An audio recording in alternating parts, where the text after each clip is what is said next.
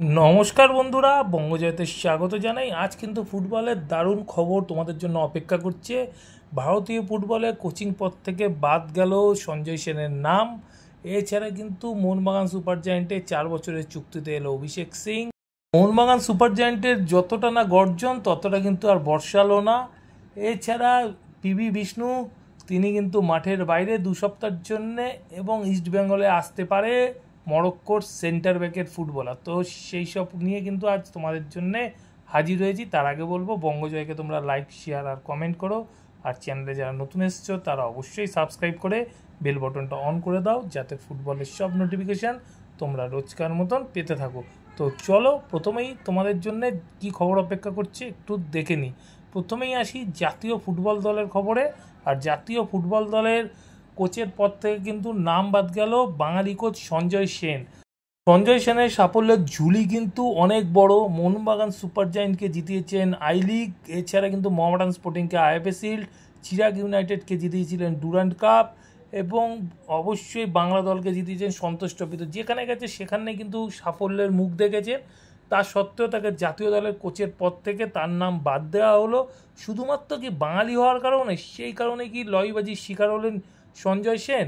যেখানে দেখা যাচ্ছে খালিদ জামিল, যিনি একটি মাত্র আই লিগ জিতেছেন আইজলের হয়ে, তারপরে কিন্তু তার কোনো সাফল্য কিন্তু কোনো ক্লাবেরই নেই। সেটা ইস্টবেঙ্গলের কোচিংয়ে বলুন বা জামশেদপুরের কোচিংয়েই বলুন, তার কিন্তু কোনো সাফল্য নেই। কোনো রকমের সুপার সিক্সে থেকে জামশেদপুর আইএসএলের সেমিফাইনাল খেলেছিল, সেই কোচকে কিন্তু রেখে দেওয়া হয়েছে। এখনও পর্যন্ত যে 3জন কোচের নাম শর্টলিস্ট করা হয়েছে তার মধ্যে কিন্তু ভারত থেকে খালিদ জামিলের নাম আছে শুধুমাত্র, তাছাড়া কিন্তু সঞ্জয় সেনের নাম নেই। আর স্টিফেন কনস্ট্যান্টাইন এবং সার্বিয়ান কোচ স্টেফান তারকোভিচের নাম আছে। স্টেফান তারকোভিচ কিন্তু সার্বিয়ার জাতীয় দলকে কোচিং করিয়েছেন, এছাড়া কিরগিজস্তানের জাতীয় দলেরও কোচ ছিলেন এবং বিগত দিনে সার্বিয়ার বয়সভিত্তিক দলেও কিন্তু কোচিং করিয়েছেন। 52 বছর বয়সী এই কোচ। আর স্টিফেন কনস্ট্যান্টাইন তো ভারতীয় ফুটবলের সাথে দীর্ঘদিনের তার একটা আদান প্রদান আছে। তিনি 2বার ভারতের জাতীয় দলের কোচ হয়েছেন এবং ভারতীয় ফুটবলকে হাতের তালুর মতন চেনেন।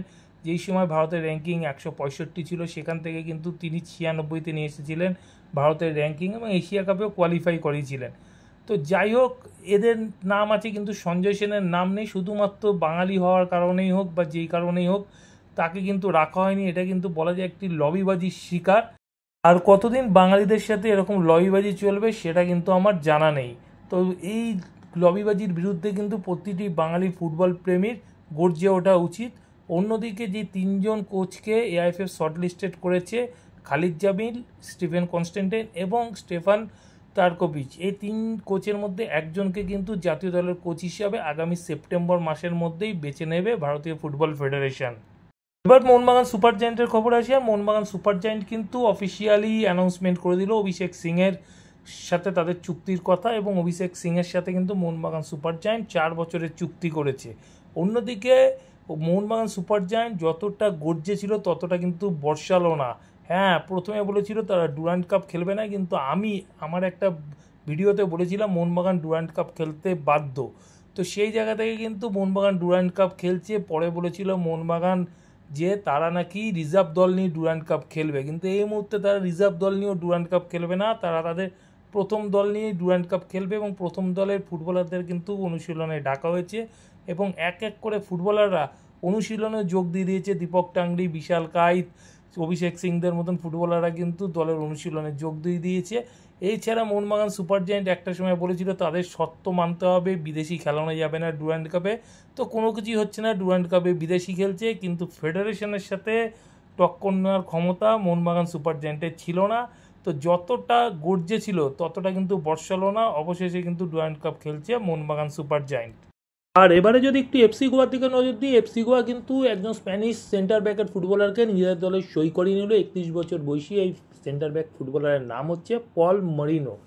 এই পল মরিনো কিন্তু স্প্যানিশ লিগে খেলার অভিজ্ঞতা আছে, তার সাথে গত 4 মৌসুম ধরে তিনি কিন্তু ছিলেন স্পেনের 2nd ডিভিশনের দল রেসিং সান্টান্ডার। রেসিং সান্টান্ডার কিন্তু একটা সময় লা লিগাতেও খেলতো।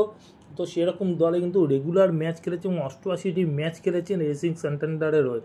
তো সেখান থেকে 31 বছর বয়সী এই স্প্যানিশ ডিফেন্ডারকে নিজের দলে কিন্তু সই করিয়ে ডিফেন্স লাইনের শক্তি বাড়িয়ে নিল এফসি গোয়া। আর একটু ইস্টবেঙ্গলের খবর আসে। ইস্টবেঙ্গল কিন্তু গত ম্যাচেই ডুরান্ড কাপে বড় জয় পেয়েছে সাউথ ইউনাইটেড এফসির সাথে 5-0 গোলে। আর এই ম্যাচেই কিন্তু চোট পেয়েছেন পিবি বিষ্ণু। ইস্টবেঙ্গল সমর্থকদের প্রিয় ফুটবলার এই বিষ্ণু কিন্তু তার গোড়ালিতে একটি চোট পাওয়া গেছে এবং যা শোনা যাচ্ছে তাতে কিন্তু বিষ্ণু 2 সপ্তাহ মাঠে কিন্তু নামতে পারবেন না, তো বিশ্রামে থাকতে হবে 2 সপ্তাহ। তো 2 সপ্তাহ কিন্তু পিবি বিষ্ণুকে ইস্টবেঙ্গল দল তার সার্ভিস পাবে না। অন্যদিকে ইস্টবেঙ্গল দল কিন্তু একজন মরক্কান সেন্টার ব্যাক ফুটবলারকে তারা সপ্তম বিদেশি হিসেবে সই করাতে পারে বলে শোনা যাচ্ছে। ফুটবলারটির নাম হচ্ছে জাড আসুদ। এই জাড আসুদ কিন্তু খেলেন জিওলেস স্পোর্টিভ সোয়ালেম বলে একটি দলে। সেটি মরক্কোর কিন্তু সেকেন্ড টায়ার লিগ বা সেকেন্ড ডিভিশনে বলা যায়। একটা সময় টপ টায়ার লিগে ছিল, পরবর্তী সময় এই দলটি কিন্তু ডেলিগেট হয়ে সেকেন্ড টায়ারে চলে যায়। তো এই স্পোর্টিভ সোয়ালেম টিমে কিন্তু রেগুলার ফুটবলার এই জাড আসুদ। এখন ইস্টবেঙ্গল কোচ কিন্তু এই ফুটবলারটিকে কিন্তু তাদের শর্টলিস্ট করে রেখেছে এবং বলা যেতে পারে যে সাউল ক্রেসপোর জায়গায় আগামী দিনে কিন্তু চিন্তাভাবনা করছে ইস্টবেঙ্গল ম্যানেজমেন্ট এবং ইস্টবেঙ্গল কোচ। তো এখন দেখা যাক যে মরক্কান ডিফেন্ডার আগামী দিনে ইস্টবেঙ্গলে আসে কি না। তো বন্ধুরা, এখনকার মতন এই পর্যন্ত। নতুন খবর নিয়ে হাজির হবো তোমাদের কাছে পরের ভিডিওতে। যাওয়ার আগে শুধু একটাই কথা বলবো, আগের ভিডিও যারা মিস করে গেছো তাদের জন্য ডিসক্রিপশন বক্সে আগের ভিডিও লিঙ্ক দেওয়া থাকবে, তোমরা লিঙ্ক ক্লিক করে আগের ভিডিও দেখে নিতে পারো। এখনকার মতন গুড বাই।